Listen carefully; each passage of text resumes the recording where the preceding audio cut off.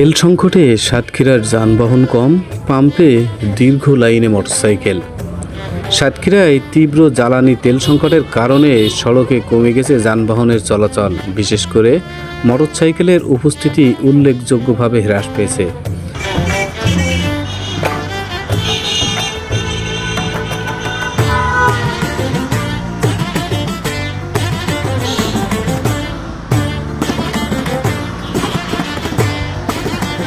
জেলার বিভিন্ন এলাকায় দেখা গেছে অধিকাংশ মোটরসাইকেল চালক জ্বালানি তেলের জন্য পেট্রোল পাম্পে দীর্ঘ লাইনে দাঁড়িয়ে আছেন।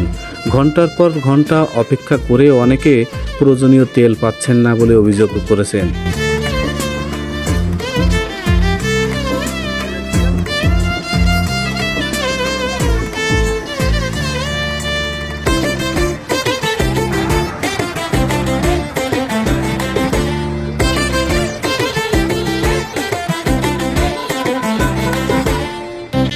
এদিকে তেলের সংকটের কারণে দৈনন্দিন কাজে ভোগান্তিতে পড়েছেন সাধারণ মানুষ।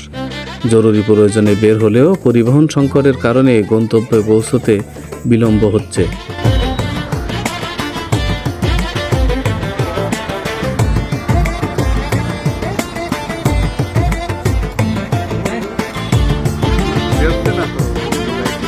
স্থানীয় সূত্রে জানা গেছে সরবরাহ স্বাভাবিক না থাকায় এই সংকট আরও তীব্র আকার ধারণ করেছে। দ্রুত জ্বালানি সরবরাহ স্বাভাবিক করার দাবি জানিয়েছেন ভুক্তভোগীরা।